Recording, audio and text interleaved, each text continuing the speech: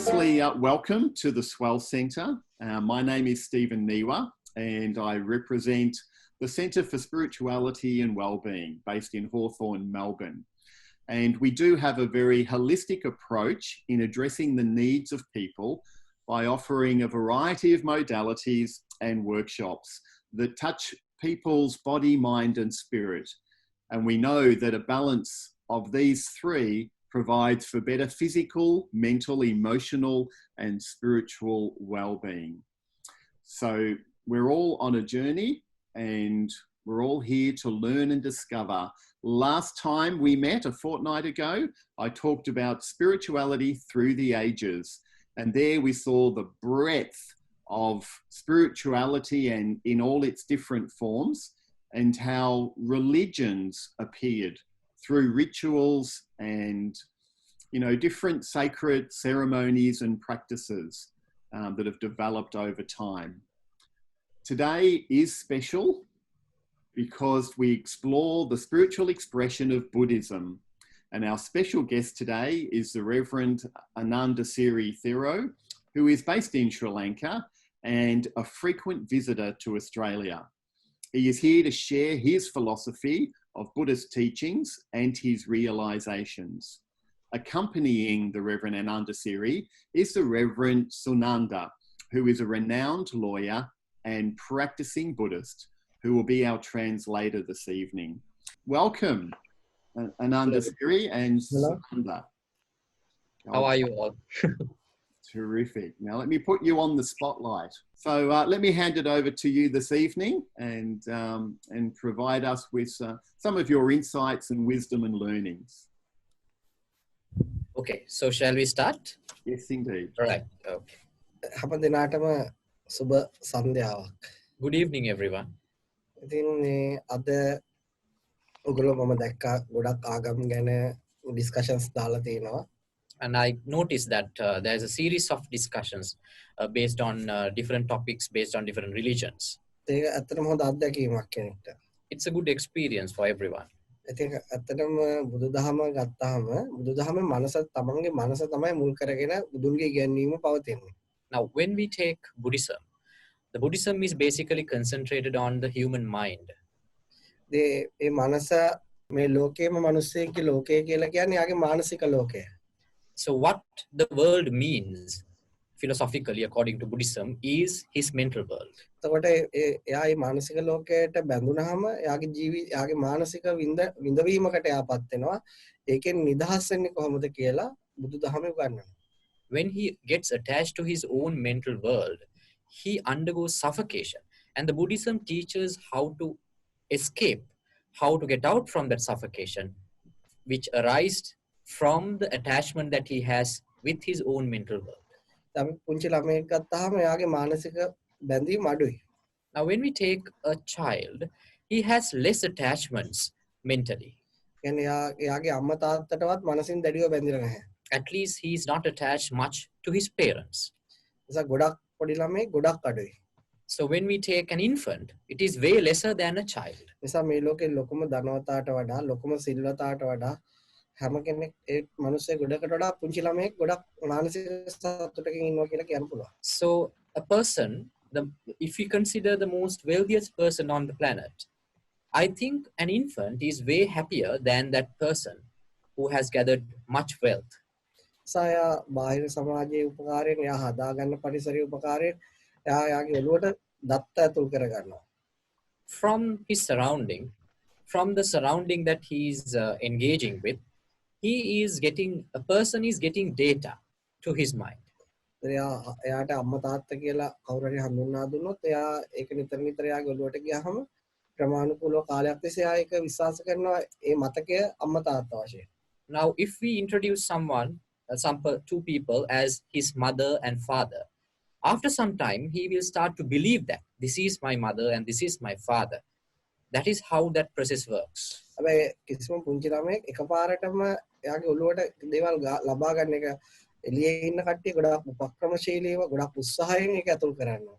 But an infant, a child, is very reluctant to get those data to his system. In the first case, people have to his parents, his people around him has to force feed those data to his mind.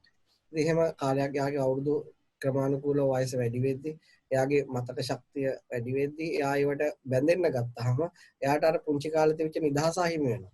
So after some time, when he develops his memory, when he gets attached more and more to his data, which has come from the outside, the freedom he was enjoying so far from his mind, he will lose that freedom. සාමාන්‍ය වැඩි වියට පත් වෙච්ච මිනිස්සෙක් එක එක මානසික බන්ධන වලට පත් වෙනවා. Generally, a person who is matured, who has reached the adulthood, he would get into many mental attachments. ඒ කියන්නේ ආගමක් වශයෙන්, ජාතියක් වශයෙන්, රටක් වශයෙන්, එතනින් ගියාට පස්සේ දැනුමක් වශයෙන්, ඊළඟට දෙමව්පියෝ වශයෙන්, යාළුවෝ වශයෙන්, ආදරවන්තියන් වශයෙන් නොඑක ආකාරයට මානසික බැඳීම් නඩත්තු කරනවා. So those mental attachments can direct towards many aspects, maybe about his nationality, about his country, about his parents, about his education level, and about his fiance or fiancée in different ways. ඉතින් ඒවම තමයි එයාගේ සතුට නැති කරන්නේ. එයා ඒකම තමයි එයාගේ නිදහස නැති කරන්නේ. මොනවා හරි බැඳීමක් සෙලවුනහම භෞතිකව එයාට හිතන පතන විදියට ඒක සිද්ධ නොවුනහම හමු වෙන්න බැරි වුනහම එතකොට එයාගේ මනස අවුල් වෙනවා. So those attachment itself is the reason for his mental suffocation. How does that happen? When such attachment shakes, when such attachment shatters, he undergoes suffocation. It happens because he cannot meet his expectations from his mind. කොහොමද මිනිස්සෙක් එයාගේ මානසික බැඳීමක් තියෙනවා කියලා අඳුරගන්නේ? So how can one can understand whether he has such mental attachments within himself? එයාගේ මට ඕන විදියට එයාගේ විඳින්න බැරි වුණාම එයාට ඕන විදියට එයාගේ මනස පවත්ත ගන්න බැරි වුණාම එයාට වෙහෙසක් පීඩනයක් දැනෙනවා. අන්න ඒ තුලින් එයා තේරුම් ගන්න ඕනේ එයාට මානසික බැඳීම් පවතින බව. Now when he cannot meet his expectations and when he cannot maintain his mental status according to his wish, when he gets pressurized because of that fact, then he can realize I have an attachment towards something in my mind. මිනිස්සෙක් මානසික බැඳීම් දෙආකාරයකට නඩත්තු කරනවා. A person maintains his mental attachments in two ways. එකක් එයා හදාගත්ත මානසික ලෝකයට ඇලීමක් මතින්. One way is that he gets attached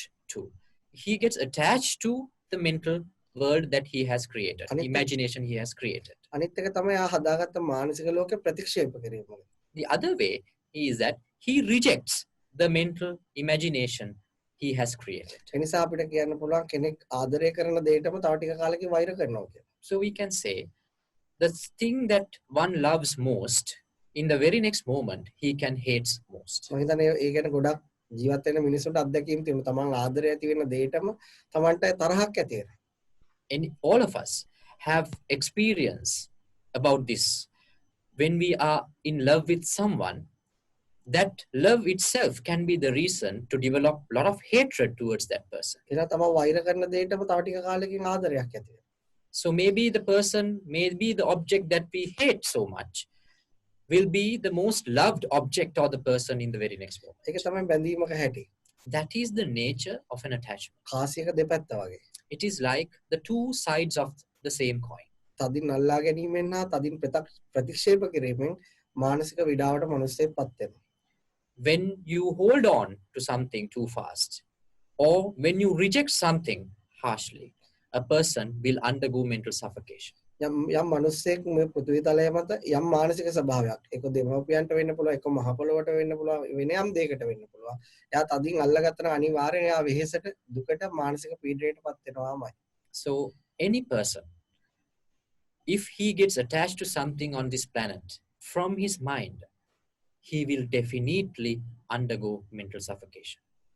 ඒ වගේම යම් මිනිස්සෙක්ගේ මානසික බැඳීම් අඩු නම් තමන්ගේ මානසික ලෝකයට බැඳීම් අඩු නම් ඒ මිනිස්සයා අනිවාර්යෙන් මේ පෘථිවි තලයේ මත ඉතාම නිදහසේ ජීවත් වෙනවා.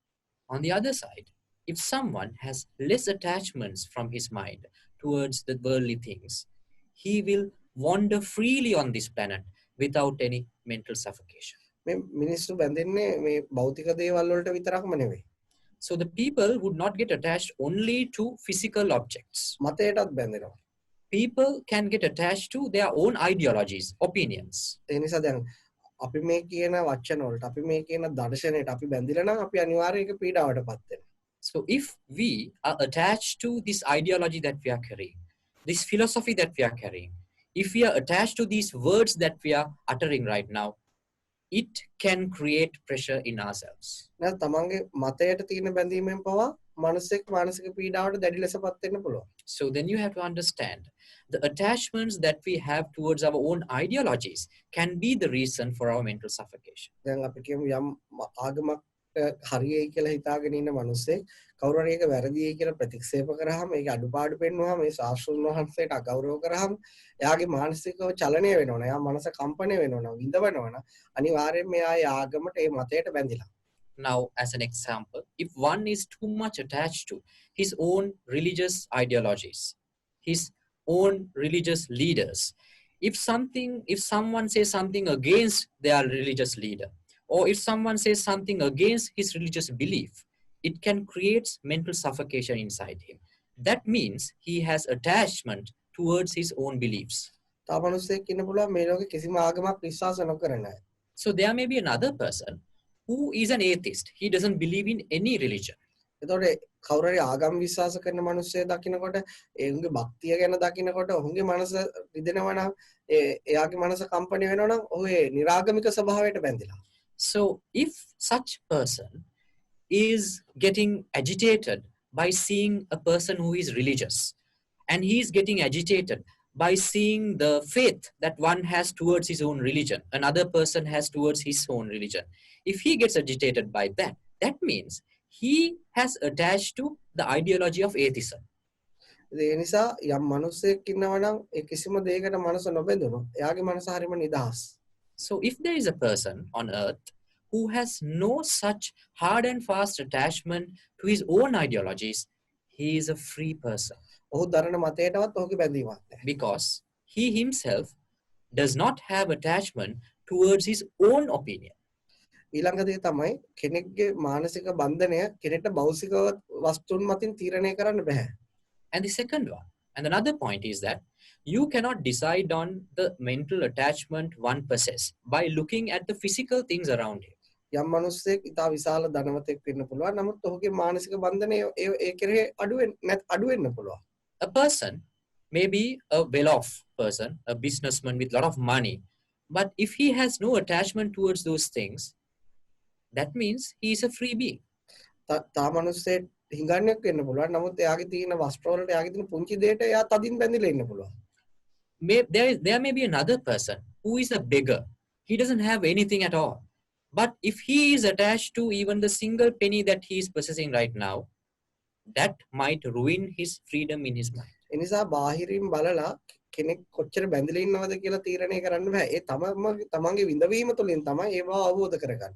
So no one can judge about the mental attachment of another person by looking at him from outside. His own pressure built up in his mind is the mark to realize how much I am attached to my own ideologies. දැන් අපි ගත්තොත් මහත්මා ගාන්ධි කියන්නේ එයා වැඩි දේවල් පරිහරණය නොකරපු පුද්ගලෙක්.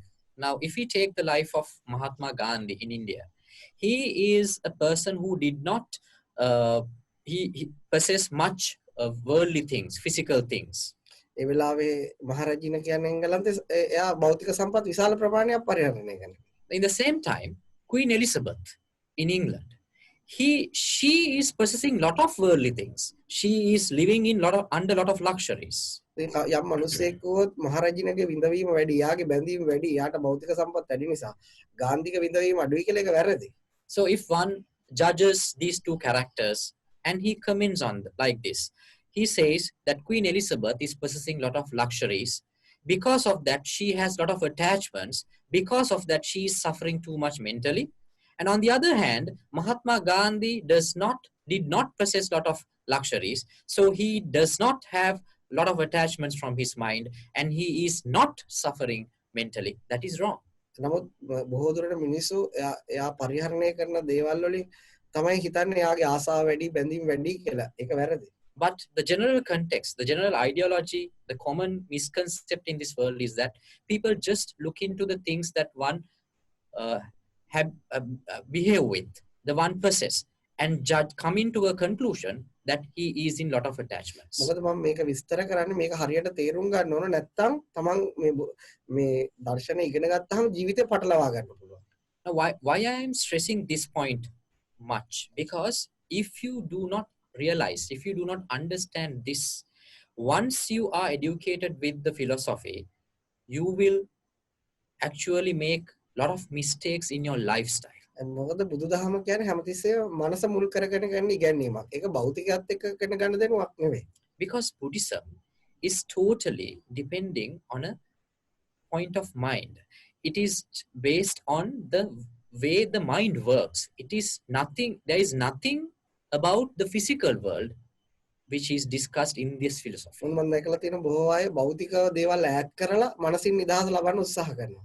Because I have seen many people who just reject, repel worldly things, physical things around him and try to achieve bliss in his mind. ඔය අහුවම මොකද්ද කියලා ඒක තමයි බුද්ධාගම කියන්නේ.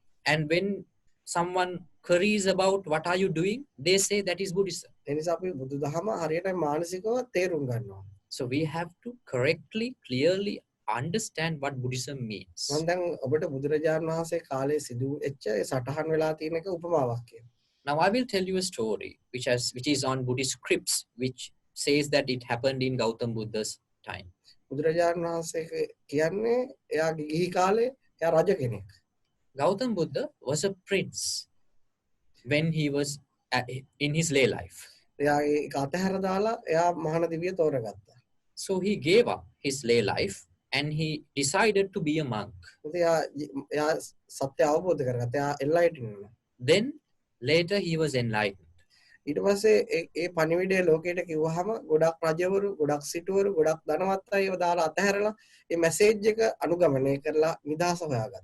So when he was delivering his message about the universal truth that he understood, many kings, many businessmen, many rich people, they gave up all the luxuries that they had and they entered into the monkhood. මේ සමහර වෙලාවට ආහාර අවශ්‍ය වුණාම ඒගොල්ලෝ ගයක් ගානේ සිංගමණ යනවා. So when they need food after becoming a monk, they goes on alms rounds from house to house begging for food.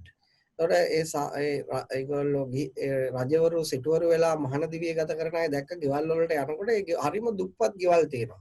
So there was one rich person who was ordained and he was going around for alms, and he entered into a very poor house, a thatched house. ඒ වගේ ගිහිල්ලා ඉංගමනේ ගේ ඉස්සරහා ඉන්නකොට වහල බැලුවාම අහස පේනවා. So he was in front of the house and begging for food, and he can see there are holes in the roof, and the people inside the house can see the sky through that. ඒ දානි බෙදන කාන්තාවන් දිහා බැලුවා මේගොල්ලෝ ඒ රූප ලාවන්‍ය කළා නෑ, ලස්සනට අඳින්නේ නෑ, ඒ ලස්සන භාජන නෑ. ඒගොල්ලෝ කියන්නේ තාමත් දුෂ්කර ජීවිතයක් ගත කරන්නේ. The lady in the house who served food to this monk, she is totally thin, dark. She hasn't gone to a salon. She hasn't done any makeup. Actually, she hasn't had much food and she is malnourished. ඒකේ සාමිය ගත්තත් ඒ පිරිමි කෙනා ගත්තත් ඉතාමත්ම කියන්නේ පිරිසිදු දේවල් අඳින්නේ නැහැ. ඉතාමත් දුප්පත් ජීවිතයක් ගත කරන්නේ කුෂිකාරුණාන්තය බොහොම අමාරුවෙන් කළා. So the man of the house, he is barely finding something for his survival for the day. He is very poor. He has no proper clothes. ඉතින් ඒගොල්ලෝ දානි වළඳලා බුදුහාමුදුරුවෝ ගාවට ඇවිල්ලා අහනවා ඔබ වහන්සේ කියපු මැසේජ් එක අහලා අපි රජකම ඒ වගේ දේවල් අතහැරලා ඒ නිදහස් වීම හොයාගත්තා. ඇයි අර වගේ දුප්පත් මිනිස්සුන්ට බැරි ඔබ වහන්සේගේ මැසේජ් එක අහලා එම නිදහස් වීම හොයන්නේ? ඒ ආධ්‍යාත්මික ගවේෂණය කරන්නේ. ඇයි ඒගොල්ලෝ ඒව තුලම හිර වෙලා ඉන්නේ? ඒගොල්ලන්ට අත්තරින්න කියලා ලොකු භෞතික දේවලුත් නැහැ. So this particular monk, after having his meal, he went to meet Gautam Buddha, his teacher, and said, "Today I went to a very poor house for asking food, and then I myself left all my wealth, and I was so rich, and I left all those money aside, and I became a monk. But that people in that house, they are so poor. They don't have anything. Their house is thatched, and their face is not pretty. They don't have anything at all. But why don't they feel like becoming a monk like me?" ඊට බුදුහාමුදුරුවෝ කිව්ව ලස්සන උපමාවක්. So then Gautam Buddha, he told a nice story to him. ඔයගොල්ලෝ දන්නද පොඩි දෙමිලිච්ච වගේ කිරිල්ලියක් ඉඳලා තියෙනවා ඒ කාලේ ඉන්දියාවේ. Now, there was a small bird species in India. It's like a sparrow, a house sparrow. ඊට පස්සේ කෙස් ගහක් අරගෙන ඌව බඳිනවලු බෙල්ල එක කොනක් බඳිනවලු කණුවක. So Gautam Buddha says, a person takes a piece of hair and tied up the leg of that sparrow. ඊට පස්සේ ඌ එක කොච්චර කඩාගෙන යන්න හැදුවත් පියාඹලා උට යන්න බෑ කෙස් ගහ කඩා ගන්න බෑ. So this sparrow is too small and it doesn't have any energy to break even that hair, because that hair is too strong to that little bird. එතකොට බුදුහාමුදුරුවෝ අහන ඒ මහා වික්ෂුන් වහන්සේලාගේ ආගේ ශිෂ්‍යයන්ගේ ඒ කුරුල්ලට ඒක ඒ කෙස් ගහ දුබල බන්ධනයක්ද බලවත් බන්ධනයක්ද? So Gautam Buddha questioned his student, is that hair is a strong bond to that particular small bird or not? ඒතකොට කියනවා එයාට කඩා ගන්න බෑ ඒක බලවත් බන්ධනයක්. So the monk replied, for that particular small bird, that bond is a very strong one. ඉතින් ඒ වඩාසේ උපමාවක් කියනවා මේ හස්ති රාජයෙක් ඉන්නවා එයා මහා දන්වැල් වලින් බැඳලා තියෙනවා. Then Gautam Buddha asked another question. There is an elephant and he is hooked by strong chains. ඉතින් හැබැයි හස්ති රාජයට හිතුනොත් නිදහසේ ඇවිදලා යන්න කියලා කකුල පද්දලා ඇඟ පද්දලා ඒ දන්වැල් කඩලා විසි කරලා දානවා. ඒතර අහනවා අර හස්ති රාජයට අර දන්වැල් බලවත් බන්ධනයක්ද දුබල බන්ධනයක්ද? But if the elephant wants, he can just pull his leg and break all those chains. Therefore, for that particular elephant, are those strong chains are a strong bond or not? ඒගොල්ලෝ කියනවා උට දුබල බන්ධනය මොකද උට හිතනවා ගමන් ඒක කඩා ගන්න පුළුවන්. So the monk replied, it is a very weak bond for the particular elephant, because whenever it wants, it can break all those chains. අන්න ඒ වගේ තමයි කියනවා කෙනෙක්ට ගොඩක් භෞතික වස්තු යා වටේ තියෙන්න පුළුවන්. එයා ඒව පරිහරණය කරන්න පුළුවන්. නමුත් එයාට ඒකේ අඩු මානසික බන්ධනයක් ඒක තියෙන්න පුළුවන්. So similarly, a person may be dealing with lot of luxurious things in his life, may be possessing lot of physical things around him, but it is a very weak attachment that he has towards those things. At any point in his life, he can break all those attachments if he wishes. එයාට ඕන වෙලාවක ඒවා අතහැරලා දාන්න පුළුවන්. So in any point, he can give up all those luxuries that he possesses. තව මිනිස්සෙට එහෙම ගොඩක් භෞතික පරිහරණ දේවල් නැති වෙන්න පුළුවන්. නමුත් ඔහුට තියෙන සුළු දේ පවා උට අතහැර ගන්න අමාරු වෙන්න පුළුවන්. And there may be another person who doesn't have much luxurious life, who doesn't possess much things, materialistic things in his life, but those small things that he possesses maybe he is strongly attached towards those things. Therefore, he cannot break those attachments, even though the things that he possesses are less. ඒකේ පෙන්නන්නේ ඇත්තට මේ මානසික බන්ධනය තමයි අපි මුල් තැන දෙන්න ඕනේ. ඒක තුල තමයි අපි පරිශ්‍රණය තියෙන්නේ. ඒක තුල තමයි අපි නිදහස් වීම තියෙන්නේ. එහෙම නැතුව මේ භෞතිකව පරිහරණයෙන් ඈත් වීමක් නෙවෙයි. So that story of Gautam Buddha points out the fact that what we have to focus on, we have to focus on the mental strings that we have towards these physical things and ideologies, not the physical things that we possess. එතකොට හොඳටම පැහැදිලි කරගන්න ඕන බුදුදහම කියන්නේ මනස මුල් වෙලා මානසික බන්ධනයෙන් නිදහස් වීම සඳහා ගන්න ඉගැන්වීමක් මිසක් වෙන විශේෂ ඉගැන්වීම් වෙන විශේෂ දේවල් ඒ කිසිවක් නැහැ. So then you have to realize Buddhism is a teaching which teaches you to identify the mental attachments that you have, and which teaches you to find a way how to dissolve those attachments and free yourself. There is nothing more than that. එතකොට අපිට ඒක වචන තුනකින් පැහැදිලි කරන්න පුළුවන්. So we can elaborate it in 3 words. ජීවිතේ මිනිස්සු විඳින්න කැමති. Enjoyment, pleasure. ඊට පස්සේ ඒ විඳින්න ගියාම උට ඒ විඳවීමකටපත් වෙනවා. People like to enjoy life. People are craving for pleasure, but when they go after pleasure, they undergo suffocation. ඊළඟට මේ මනුස්සයාට විඳවන්න නැති විඳීමක් හොයා ගැනීම අපි නිදහස කියලා කියනවා. අන්න ඒක කරගන්නේ කොහොමද? කියන්නේ නිදහසටපත් වෙන්නේ කොහොමද? විඳවන්න නැති මනසක් අයිතිකාරයක් වෙන්නේ කොහොමද කියලා බුදුදහමේ වර්ණනා. So then afterward, the third thing is that he is looking for a pleasure without any suffocation. That means liberation. So he is going in search of that liberation. pleasure, suffocation, and liberation. අපි මම මුලින්දර කරපු දේශනය තව පැහැදිලි වෙන්න. තව මොකද්ද මම කිව්වේ කියලා විස්තර වෙන්න ජපානයේ සිදුවෙච්ච සිදුවීම බුදුදහම පිළිබඳව මම ඔබට අවසන් වශයෙන් පැහැදිලි කරනවා. So, to explain everything, what we've discussed so far, I will tell you another story which happened in Japan. ඒක ජපානයේ ඉඳලා තියෙනවා එන්ලයිටන් වෙච්ච හාමුදුරුවෝ කෙනෙක්. ඉතින් යාගෙන මුළු ජපානයේ පුරාම කතා බහ ලක් වෙලා තියෙනවා. Now, there was an enlightened monk in Japan. His name was so popular all around the country. එයා ගොඩක් අයගේ මනස නිදහස් කරගන්න උපදෙස් දීලා තියෙනවා. So he has advising many students and helping many people to liberate their mind. නිසා ජපාන් අධිරාජ්‍යයට පවා මෙයා ගැන ආරංචි වෙලා එයාගේ CID එක දාලා හොයලා තියෙනවා මේ මිනිස්සු කියන කතාව ඇත්තද නැත්නම් මේ හාමුදුරුවෝ බොරුවක් කරගෙන යනවද කියලා ගොඩක් එයා ගැන සෙවිල්ලෙන් බොහෝ කාලයක් ඉඳලා තියෙනවා. So the news about this particular enlightened monk went all over the country, and even the Japanese emperor knew about him. So he wanted to inspect on this person. So he deployed his CID to do an investigation about this person. එතකොට නමුත් ඒ ආපු තොරතුරු මතත් පැහැදිලි වෙන්නේ ඇත්තටම එයා ඉතාමත් මේ ආලෝකමත් හොඳ එනර්ජි එකක් තියෙන මේ මිනිස්සු කියන කතාව මෙයා ගාව තියෙනවා කියන තොරතුරු තමයි රජතුමාට එන්නේ. So the emperor's investigation officers gave a report back to the emperor, said that he is a good person. There is no bad things about him to be revealed. නිසා රජතුමා ඒ කියන්නේ අධිරාජ්‍ය හිතනවා එයාව මුණ ගැහෙන්න. So the emperor, after receiving that report, wanted to meet this monk. එයා පොඩි වනාන්තරයක තමයි එයාගේ ආරාමය තියෙන්නේ. So this particular monk was residing in a small temple, in a hermitage in a jungle. එන අධිරාජ්‍ය එතෙන්ට යනවා. So emperor went to his hermitage ලෝක කට්ටියක් එක්ක. along with his officers. එයා ගිහින් හිතනවා එයා යනකොට හිතනවා මම මෙයාට මගේ මාලිගාවට ආරාධනා කරනවා.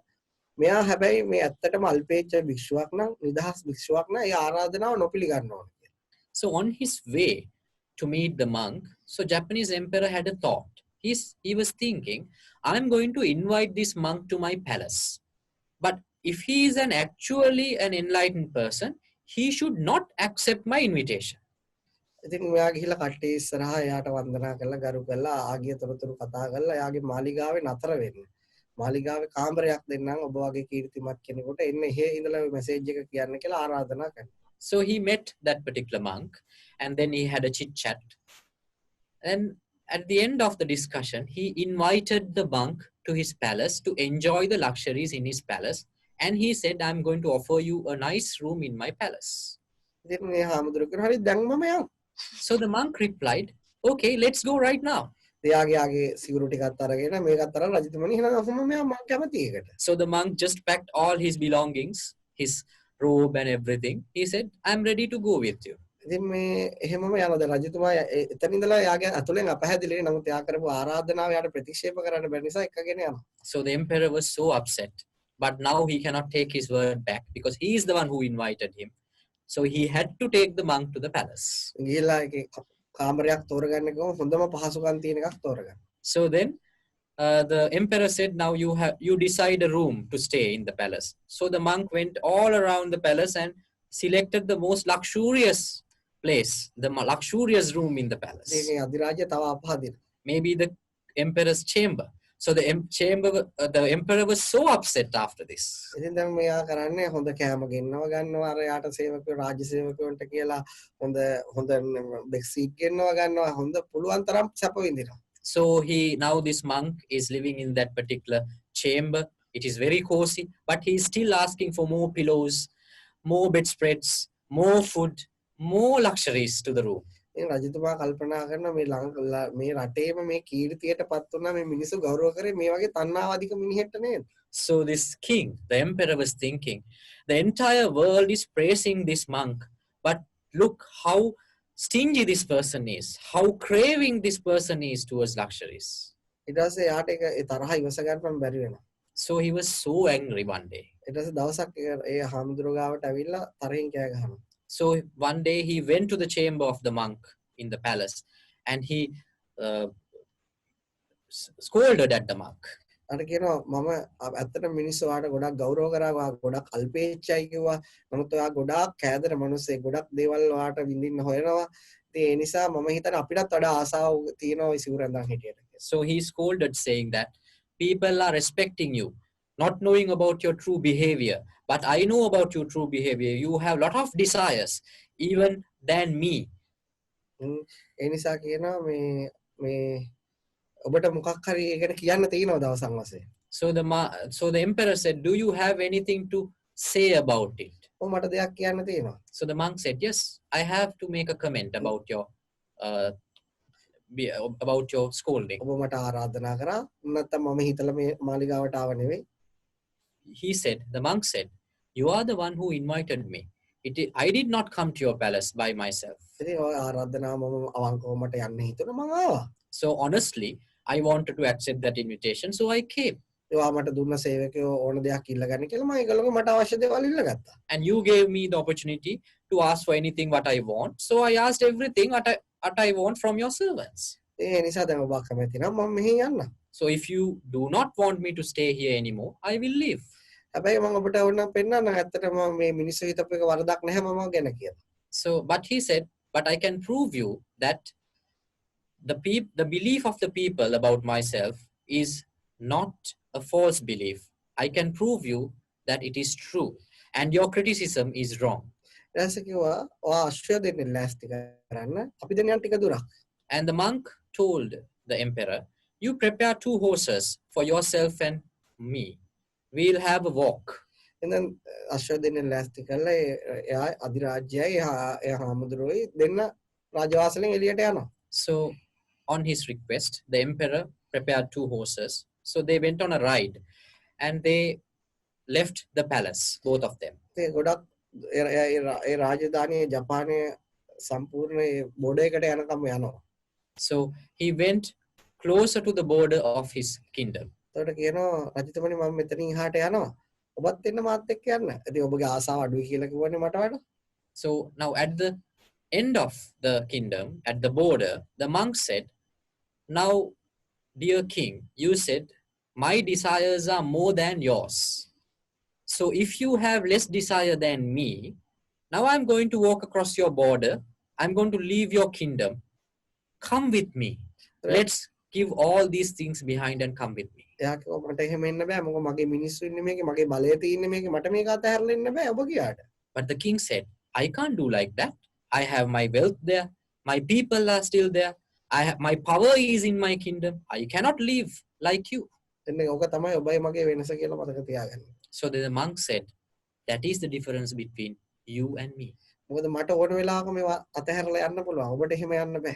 I can leave anything that I have, that I possess at any moment I want, but you can't. එනිසා ඔබ හිතුවට ඔබගේ ආසාව අඩුයි කියලා මට වඩා ඔබ දැඩි ආසාවකින් පෙළෙනවා. So though you think that your desires are less than mine, you are much desirous than me. ඔබට මේ නිදහසෙන් මේ අධිරාජ්‍යයෙන් පිටට යන්න බෑ. You cannot liberate yourself from your kingdom. මට දැන් යන්න පුළුවන්. But I can do that in any moment. මම දැන් යනවා. And I am leaving. ඒතර කියනවා ඒ අධිරාජ්‍යයාගේ සමාව අරගෙන මම ඔබ ගැන වහන්සේ ගැන වැටදියට තේරුම් ගත්ත කියන ඔබගේ වටින පුද්ගලයෙක් මේ රාජධානි ඉන්න ඕන කියලා කතා කරනවා. So then the emperor, he asked for forgiveness from the monk. And he said, you should be in my kingdom. I really want you to come back. ඒතර හිතාවේ මං අයිත් තාවත් හිතාවේ කපටිකමට තමයි මම මේ ගමන එකගෙන ආවේ. ඊට වඩා හොඳයි මට වෙන රටකට යන්න එක කියලා යනවා. So the monk said, if I come back and if I accept your invitation again, you will, later on, you will think I accepted that invitation having a different motive. So I'm not going to come back to your kingdom. I'm leaving. අපම ගන්න පුදේ ගැන ඒ සිද්ධිය ඇතුලේ ඔබට ගොඩක් දෙයක් තේරුම් ගන්න පුළුවන් කියලා මම හිතනවා බුදුදහම පිළිබඳව. So from that story, I believe that you can understand everything that we discussed here at this session right now.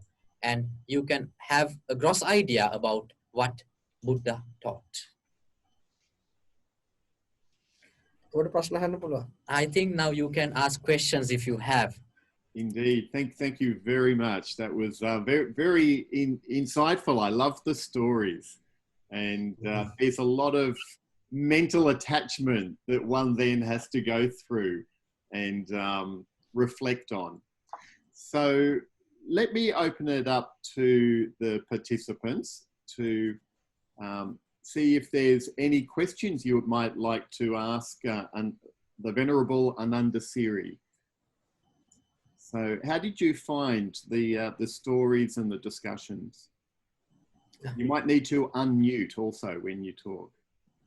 My name's Tessa, and I found the stories very fascinating because it showed me a side of Buddhism that I didn't really understand. And I was particularly interested in the two sides of the coin story as well. I find it hard to just walk away from my lifestyle and my family, my personal connections. The people around me would make it very difficult. But I like the two sides of the coin because it shows you can love and feel anger as well. Not hatred, but anger, I think. Thank you. It was most interesting. මම ඇත්තටම බුදුදහම පිළිබඳව මෙච්චර ලොකු අවබෝධයක් දැනගත්තා මීට කලින් මට ලැබී නොතිබිච්ච පරිදි මම ගොඩක්ම කැමති අර ඔබ වහන්සේ කියපු එකම කාසියේ දෙපැත්තක් මේ ඇලීම සහ ගැටීම ගැන තියෙන එක. මොකද මම මගේ පෞල් ජීවිතේ මගේ පුද්ගලික ජීවිතයේදී ගොඩක් අයට ඒ ඇලීමේදී ඒත් එක්කම තරහත් යන බව මට හොඳටම තේරිලා තියෙනවා. ඒ දෙකම එකට පවතිනවා කියන එක මට හොඳටම තේරෙනවා. ඒක තමයි. Yes, your understanding is correct about the two sides of the coin.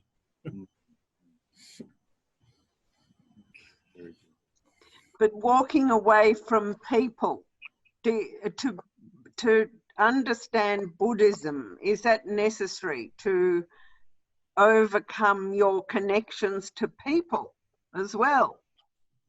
ඇත්තටම බුදුදහමේ මිනිස්සුන්ව අතහැර යෑම අවශ්‍යමද? ඒ දේ තේරුම් ගන්න බුදුදහමේ කියන දේ. නෑ අවශ්‍ය නෑ. No, it is not necessary to walk away from people. Thank you. එයාත් එක්ක ඉඳීම තුළම මනස ගවේෂණය කරන්න. එතකොට ඔබට ඔබේ මනස අවබෝධ වෙනවා. එතකොට ඒ කට්ටිය කොච්චර කට්ටිය වටේ හිටියත් ඒක ප්‍රශ්නයක් නෑ. You can investigate about your mind whilst you're with all these people around you. Then later on you will get a proper understanding about your own mind. And afterward, it doesn't matter how much of people that you're with, it won't be a problem to you. දැන් ඔබ ඒගොල්ලෝ අතහැරලා ගිහිල්ලා ඔබට නිදහසක් ලැබුණා කියමු. ඒගොල්ලෝ නැවත හම්බුනොත් ඒ නිදහස නැති වෙනවනේ. ඒතකොට ඒ ලැබිච්ච නිදහස කෘතිම. Now let's say you walk away from the people and you reach a certain enlightenment as you feel. When you go back to the people, if you lose that freedom in the mind, that enlightenment that you had, that liberation you had, is not the correct liberation. It is a false liberation. පිරිස අතරම ඔබ ඒ අයට තියෙන මානසික බැඳීම ඉවත් වුණොත් ඔබ පිරිස නැති තැනට ගියත් කොහොමද නිදහස්? But if you enlighten yourself, liberate yourself within people, so then it doesn't matter because now you are free with people. And if you leave all those people behind and go walk away, definitely you will be happy because you were already happy with people. Thank you. I feel very, very fortunate to have been part of your talk tonight. To listen to it, it was very good. Thank you. හරිම සතුටුයි මේ කොටසක් වීමට ලැබීම ගැන. John, I think you've got a question. Yes. You'll need to unmute, John.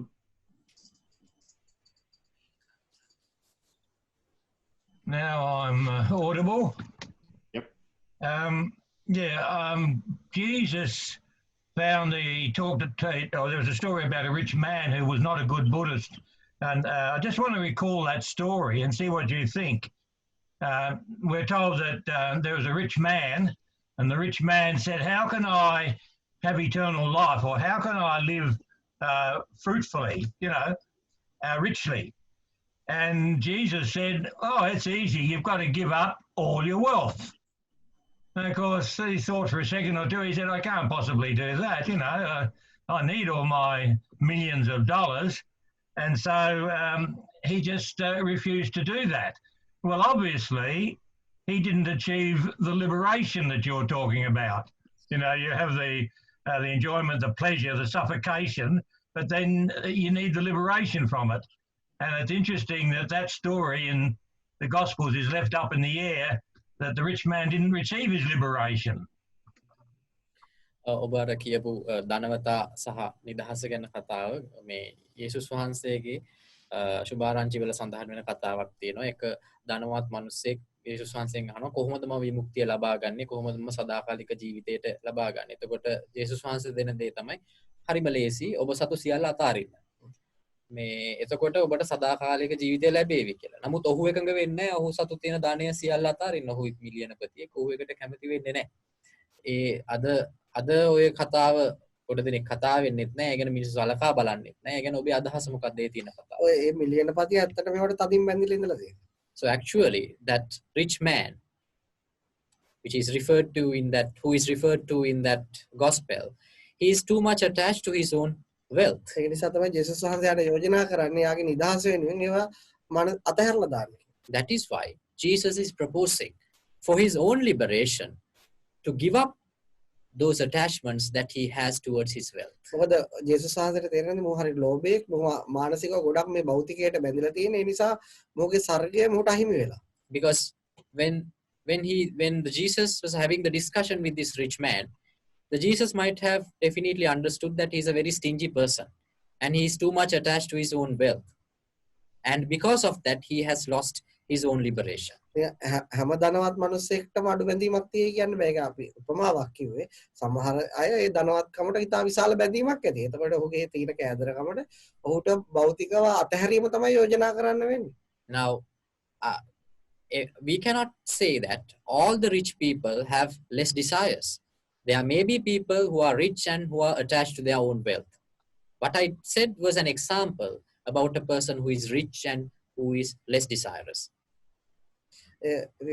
ඔන්න මම තව සිදුවීමක් කියන්නම්. If you want, I can tell you another incident which I come Buddha across, කාලෙම. which happened in Gautam Buddha's time. එතකොට එක සිටුවරයෙක් ඉඳලා තියෙනවා. එයා මහා ධනවත් සිටුවරයෙක්. හැබැයි එයා කැවුම් කන්න ආසාවක් ඇති වෙනවා. Now, at Gautam Buddha's time, during Gautam Buddha's time, there had been a rich person. He's so rich, and one day he wanted to eat some sweets. එතකොට යාට හිතන මම මේව හැදුවොත් මගේ වැඩ කරන අයටත් බෙදලා දෙන්න වෙයි, දරුවන්ටත් බෙදලා දෙන්න වෙයි. එහෙම බෑ. එතකොට මට ගොඩක් මුදල් වියදම් වෙනවා. ඒ නිසා මම මේක මේ හොර රහසෙම වයිප් එක විතරක් හදන්න ඕනේ.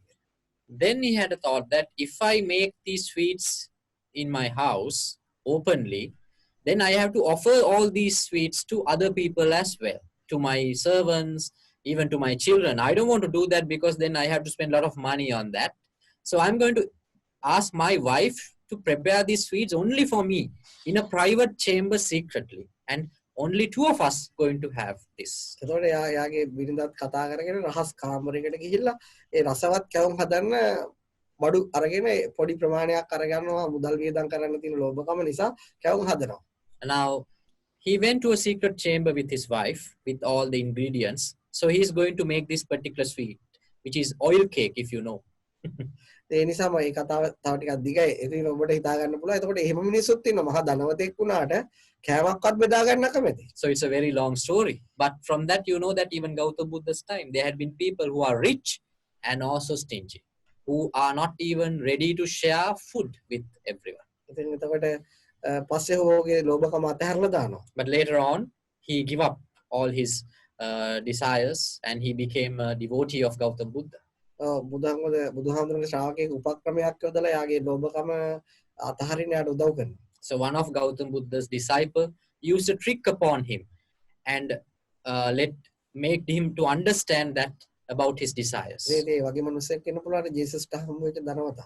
So maybe the rich person who Jesus met was a person in the same caliber. Yeah, right. So Jesus comes across as a good Buddhist, and the rich man comes across as not a very good Buddhist. එතකොට යේසුස් වහන්සේ හොඳ බෞද්ධයෙක් වුණා. අර ධනවතා හොඳ බෞද්ධයෙක් වුණේ නැහැ. ඇත්තටම මේ එහෙම හිතන්න පුළුවන්. Yes, we can think like that. ඊළඟට අපි ගියාම ඒකේ මුළු ශාස්ත්‍රවරු ගාවටම ඇත්තට ඒගොල්ලන්ට එහෙම ආගමක්වත් නැහැ. Now, if we go back to the authors of all these religions, none of them had a religion. දැන් මේ බුදුහාමුදුරුවෝ ඇත්තටම බෞද්ධ නෙවෙයි. Actually, Gautam Buddha is not a Buddhist.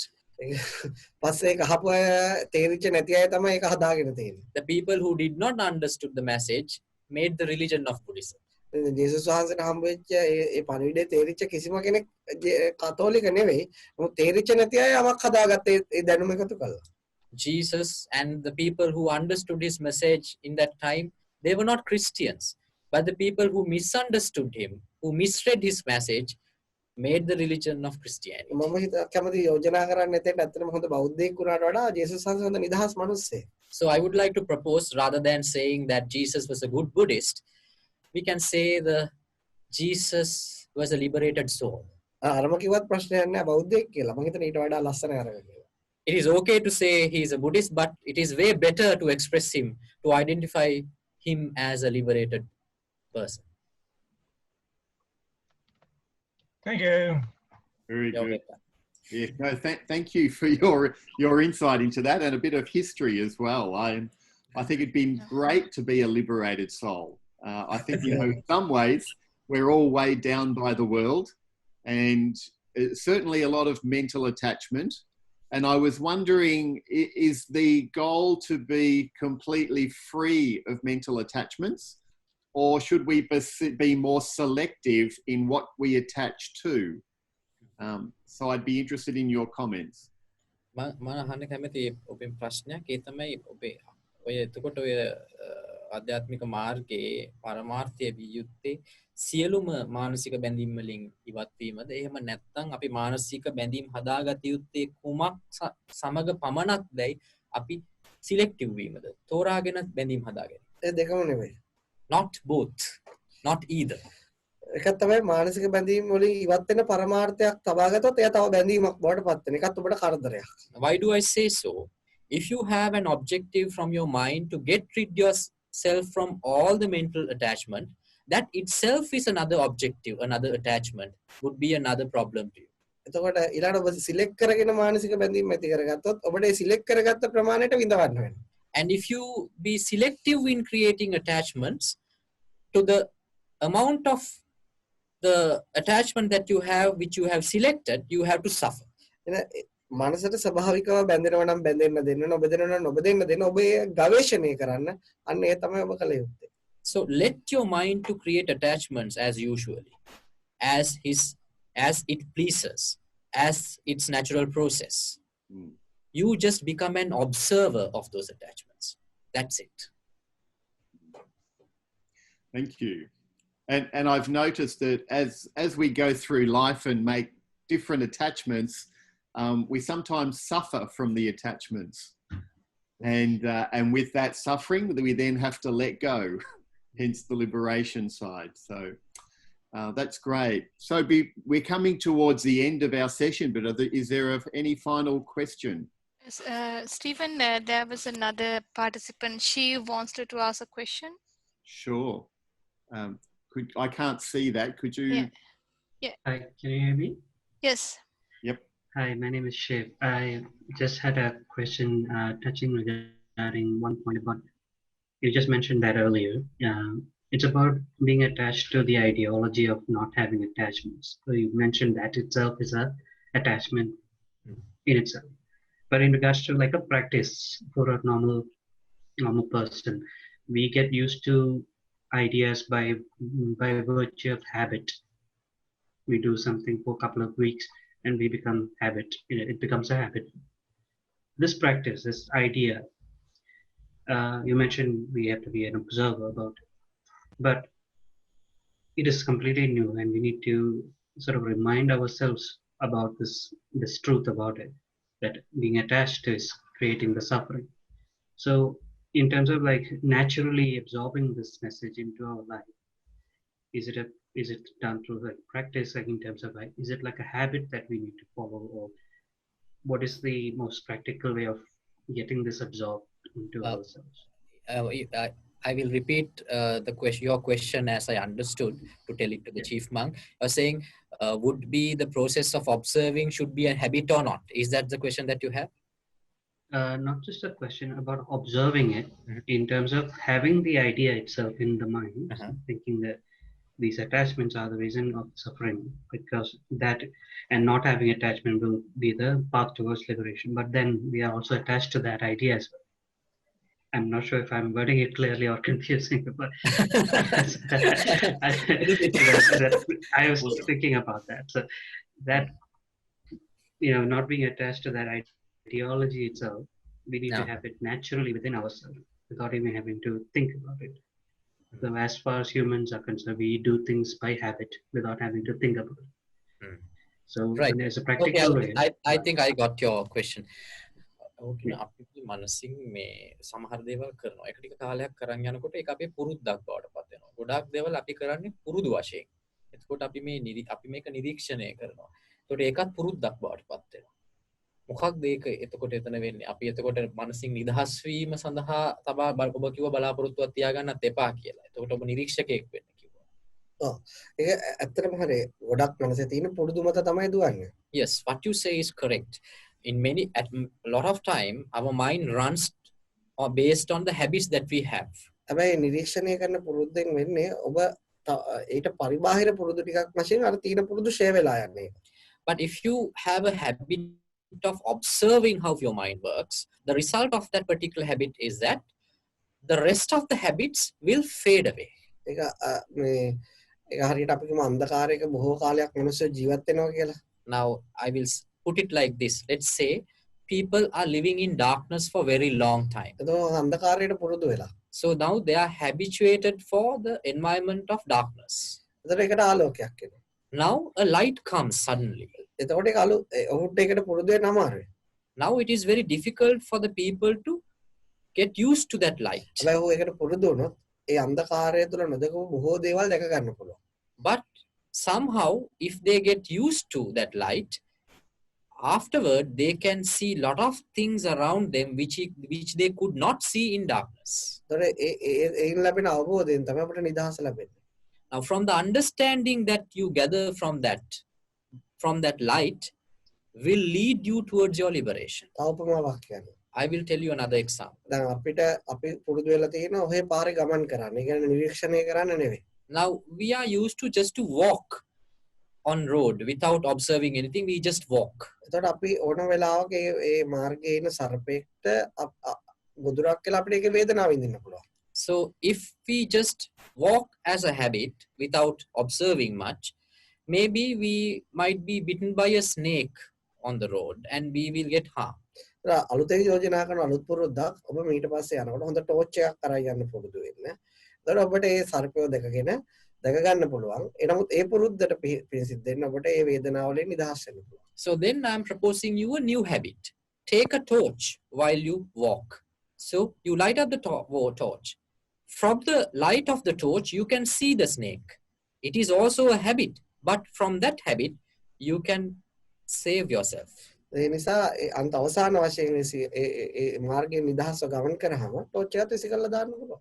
So once you are liberated, that means once you are done with your journey, you can just throw away the torch. Until that, keep the habit of observing until the last point.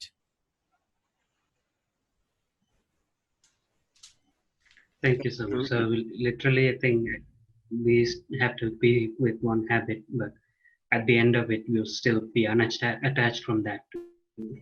If I understood that clearly. අපිට පුරුදු එක්කම තමයි ජීවත් වෙන්නේ. අවසානයේදී ඒකට තියෙන බැඳීමක් නැති වෙලා. ඒ කියන්නේ පුරුද්දක් තුලින්ම පුරුදු වලින් නිදහස් වෙනවා. That means you get yourself out of all the habits by means of another habit.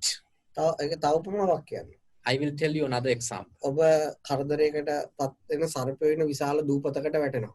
Now let's say you're on an island where there are a lot of snakes. ඒක බොහොම කරදරයි. ඒකේ තියෙන හැම දෙයක්ම ඒ ගහක් ඇල්ලුවත් ඔබ පිච්චිලා යනවා. එතකොට ඔබට ඕන වෙනවා ගඟක් කරා ඒකට යන්න. Now not only snakes, it's a very dangerous environment. Even if you touch a tree, it is poisonous. You will burn yourself. Now you want to cross a river. එතකොට ඔබට කවුරුත් ඔබ එක්ක යන්නේ නැහැ. No one is there to take you across. අරක කොච්චර danger වුණත් එතනින්ම තමයි ඔබට ඒකට යන්න මොකක් හරි ඔරුවක් හදාගන්න වෙන්නේ.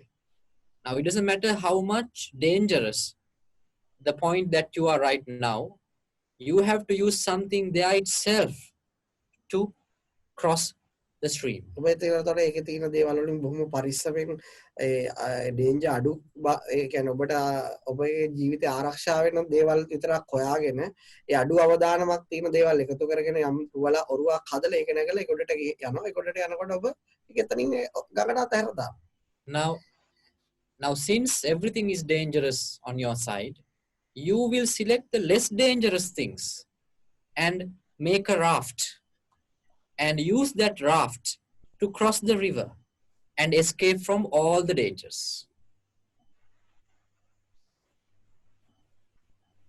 නිරීක්ෂණය කරන පුරුද්ද අර පුරුද්ද වලට සාපේක්ෂව අඩු අවධානයක් අඩු මානසික විඳවීමක් තමයි තියෙන්නේ ඒ නිදහසට යන්න. So the habit of observing your mind is less dangerous because it gives only a little amount of mental pressure, way less than all the other habits that we have in our life. Thank you, sir. You're welcome. Well, once again, thank you very much to Venerable Ananda Thero and also Sunanda. Appreciate your pearls of wisdom and insight and stories. And if people would like to hear more of the stories, let me just bring up the PowerPoint slide to share. You can hear them again on the 20th of December, where Ananda Siri has a regular time every month with a group that's been based in Melbourne called the Nirvana Bliss Collective. Well, thank you very much. Yes, appreciate your time. And thank you very much, everyone.